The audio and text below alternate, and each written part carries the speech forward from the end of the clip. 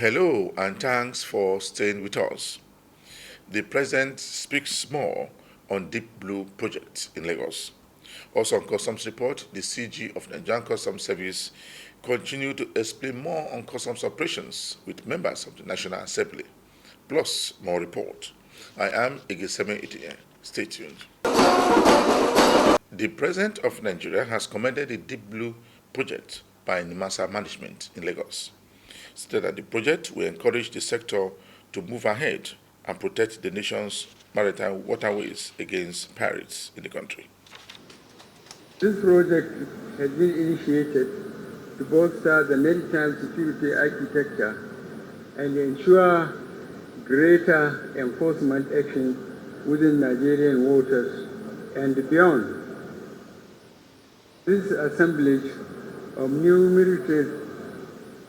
maritime security assets is coming at a critical time when global discussions are centered on piracy activities and the new dimension it has taken in the Gulf of Guinea region.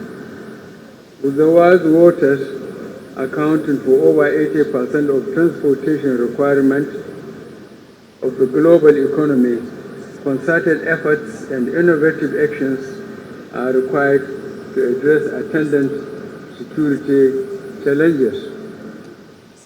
Therefore, the flag-off of the Deep Blue project marks an important milestone in this regard and in our collective efforts to tackle security challenges in the form of piracy and maritime crimes in Nigeria and the Gulf of Guinea.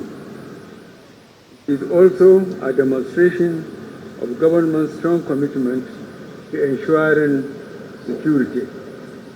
This intervention, no doubt, will facilitate a conducive environment for the maritime sector to thrive and contribute to the diversification of the Nigerian economy.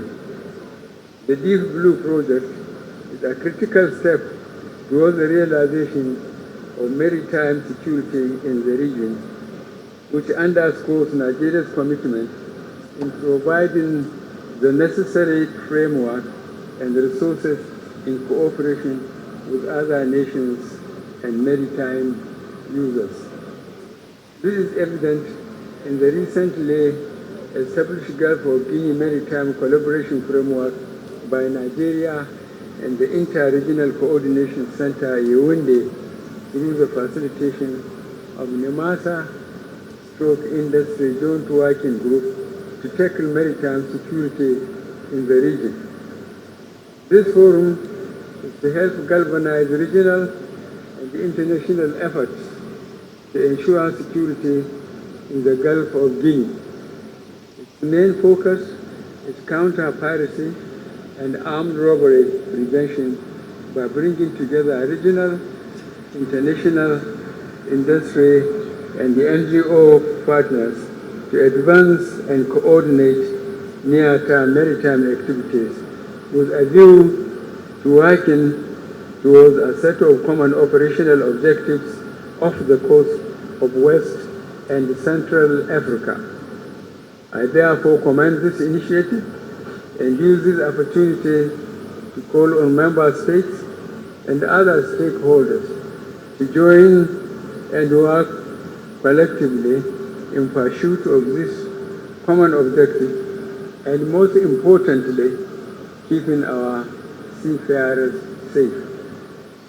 I am confident that the project, which provides a robust maritime security architecture, will enhance maritime domain awareness capability and improve law enforcement action, particularly in the prosecution of suspects under the Suppression of Piracy and Other Maritime Offences Act, which I signed into law in June 2019.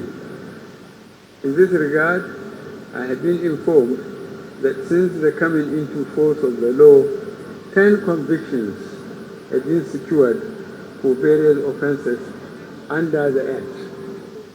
This flag-off is an important step in the continuing shift in strategic action about regional maritime security. It will serve as a benchmark for member states in the Gulf of Guinea and other relevant stakeholders to further develop innovative strategies and align efforts with the subsystem framework to improve maritime security in the region. The Controller General of Nigerian Customs Service has continued to preach to Nigerians to continue to pay the right duty to government. He made a pledge in Abuja on how Nigerian Customs Service operates in the country. First and foremost, on the issue of vehicles being accosted, so I must have enlightened that we have three layers of making sure that our laws are enforced. We have at the port the area controllers and their team. We have the FOU, Federal Operation Unit, and also we have the strike force. And because of the discretion and sometimes the indiscretion of our officers, where compromise is being made between the importers and our officers, we have to put other layers to check these things. And that is why you sometimes find out, let me say this, that there are cloned custom documents going about. Agents will connive with our officers. When you pay as an importer, you give him the correct duty, he will calculate the correct amount of the duty you are supposed to pay with all charges. He gives you, and you give him the money. He will go and connive with a custom officer and reduce the distance. And then they clone the paper, and you take the vehicle out. For the FOU chap, as far as is concerned, that paper you presented did not meet the requisite requirement. That happens sometimes to innocent importers. There are also importers who connive directly with the agents and reduce the duty. And then expect that paper, when it's out, that is done. It's not like Bible and Quran, no. It's subject to checking. And if we discover that the value of the car that you are riding is not commensurate with the duty you pay, then you question. And let me also say, the issue of saying you buy a car for 180,000 naira or also euro. Cost duty of car is not only the value of the car you bought the car. There's cost of the vehicle, there's insurance, there's freight. All these are calculated to what you pay as duty. So sometimes we need to ask questions before we begin to fight the system. If they give you an amount, ask the customs officer, what is the composition of this amount? What are the subheads that makes up this total? He will explain to you. It's not only because you bought a car for 130 euro, and therefore you will come and just look at the cost of the car and then no. There's insurance, there's freight. All those are calculated and added to the value based on the cost. So you pay. That's what the law says. So it's not that So let us ask questions. I'm sure our officers will be able to explain some of these things. And that's why the issue of underpayment do arise. Because if you compromise, or your agent compromise, in most cases agent, now we have taken the steps in custom to prosecute agents, because we have discovered that agents are cheating importers. They know the correct charges. They will calculate everything and give it to you, and you give them the money. They will go and take that money, and then if you say your car is 2018 or 2019, they will go and reduce that car to 2009, and then say it's accidental. And they know that the value will drop, and they will pay that. And when you bring that car out, and an FOU officer sees you with that car, and you present that document, he looks at the car, it does not meet that description, and therefore you are liable to pay another money. So this is what is happening. This is what is happening. And we are doing the best we can, but always ask the question. And that's why we're trying to automate the system. By e-custom, you can sit in your house. You want to import Mercedes 250 E. You will see the freight, you will see what is the insurance on it, what is the freight on it. You calculate your duty. You can pay online without talking to anybody. Then you can ask an agent to go and collect it for you. It makes it easier. We are trying to automate the system. And once that is automated, this discretion will remove completely. And therefore, agents will not, but today, agents are one of our biggest problems. Because they give you a different listing, and they go and do a different thing. And they give you, when they collect the paper, you don't even know which one is genuine, which one is not genuine. As far as we are concerned, you have a genuine custom paper. But by the time the officer looks at it and says it's not genuine, the quarrel will start. How come, is it not from custom that it comes? It might not be from custom. It might not be from custom.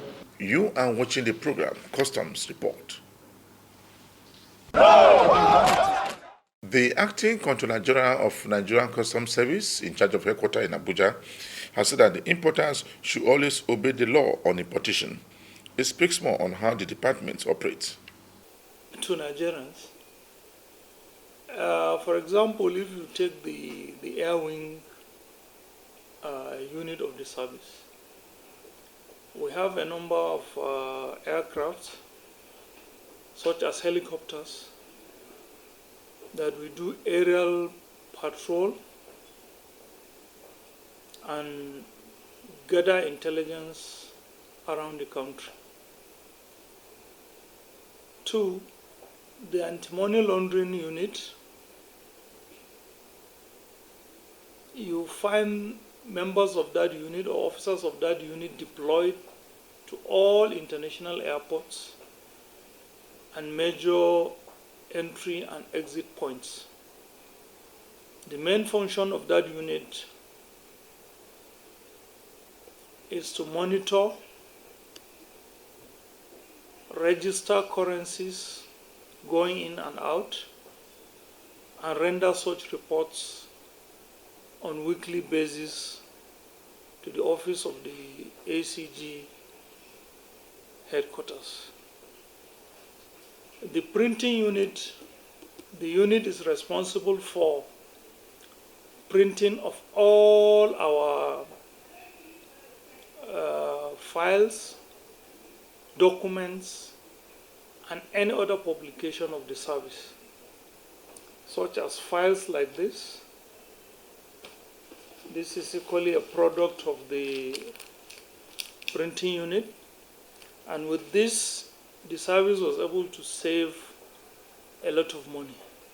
Imagine we are giving this thing out as contract to other printing press to print for us, who lose, who have to pay a lot of money. But we are doing this in-house, and it's equally assisting the service. Then the public relations unit. This unit is responsible for managing our information and other public relations issues between the service, the other medias outside. And under that unit, you know, we have Nigerian Customs Broadcasting Network, we have a television station, we have radio station, and they are all digital. You can tune to the radio on the net. You can equally get it on FM. Then the television, you see most of our activities.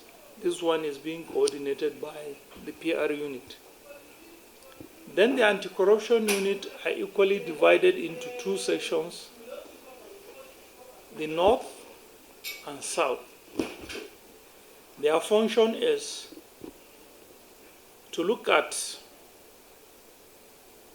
behaviors of officers, stakeholders, and they equally render reports of their activities to this office for onward transmission to the Office of the Controller General and the management. Then this office also handles assignments that can be given from time to time by the Controller General. So in essence, it's just in charge of the administration of the Office of the Controller General. Yes, the other issue, going on to the issue of revenue, we are aware that this year alone. Yes, from January to end of May 2021, the service was able to generate over 809 billion, which if you compare to the same period last year, you will see that there is a great achievement. So hopefully if this trend will continue to the end of the year, the Nigerian Customs Service will be able to achieve the set target by the government. Is it as a result of the CG's compliance eventually? Yes, because of the encouragement given by the CG, the hard work being put by officers, and above all, our robust modernization infrastructure that is being put in place. And now his main purpose of coming, if you look at, we belong to the same region as far as WCO is concerned, though his administration is in the Central African Republic, but we were grouped by WCO into regions, and our region is Central and West African sub-region. So definitely he came here on a working visit to see how we run our own customs administration and possibly learn some things that we have and they don't have at their own end. The Customs Area Controller in charge of Murtala Mohammed International Airport said that this command has generated well over 8 billion naira within a short time. He disclosed the figure when the ACG Zone A and the Director General of Central African Republic of Customs visited the airport. That the command will continue to promote Nigerian image and seize any contraband items imported into the country without government approval. Has found this command worthy of visit. Particularly thank him on behalf of the ACG and the CG in particular for this visit. Murtala Mohammed International Airport was created to create an efficient, seamless custom operations in the airport here. The command has a responsibility for boarding and rummaging aircrafts from foreign. And also has a responsibility of supervising some free trade zones that have been created to facilitate trade and create economic growth. Also among its responsibility is supervision of courier companies that bring in parcels from foreign and export same. So in all this process, the fundamental objective here is to facilitate trade and collect revenue. And the command actually observes all the COVID-19 protocols. In this process, customs ensures that all the goods they import, which is given to them as free duty, they use it within the free zone. Based on these parcels that are coming in, and those that are found to be dutiable, we assess duty, and those that are offending are intercepted. The command has been able to collect 8,065,830,612 naira 39 kobo. All things being equal, if this thing goes on like this, we are going to exceed the trillion naira threshold by the end of the year. So during our operations here, the officers on duty have been able to intercept some offending goods in passenger baggages. Frozen product worth millions of naira has been impounded by FOU Zone A in Lagos. The acting controller in charge of the zone, the deputy controller of customs, says that the frozen product impounded along with the vehicles, so that the vehicles have been seized alongside with the product. He urged importers to desist from smuggling of items into the country. It is compliance and discipline among my own officers. We are always compliant. And the advice to smugglers is this: they should always stay away and they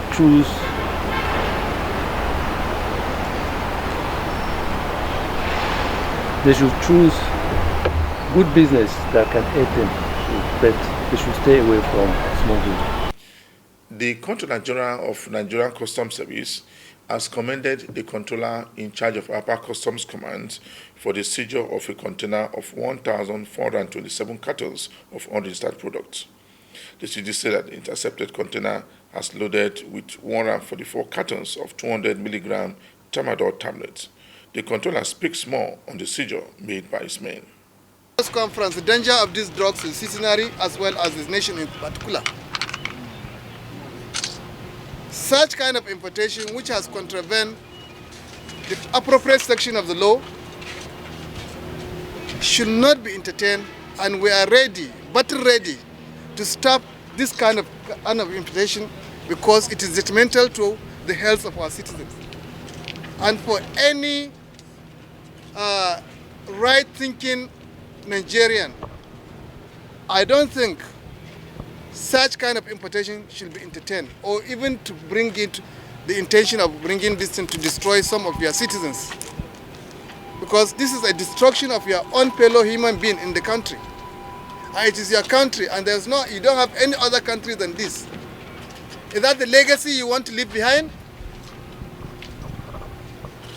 So these are the importation, and the major import on these containers are all this. You can see it even here.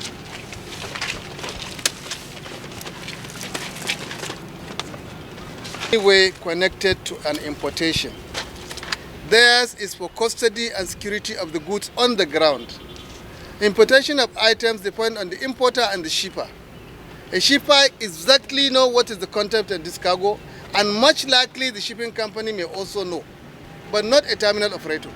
A terminal operator is to receive goods, warehouse the goods, after warehousing the goods, take security of the goods, and also make sure that the goods has been cleared and given to the right person. However, they have a stake in making sure that whenever there's need or intelligence of a particular container or unit, they should make sure that they synergize, you understand, with the appropriate officers on the ground, so that such kind of things can be apprehended as quickly as possible. Just before we round up this week edition of the program Customs Report, we brought you a report where the Controller General of Customs has continued to brief members of the National Assembly on the workings of the Nigerian Customs Service all over the country. For me, Igeseme Edinye, thanks for watching.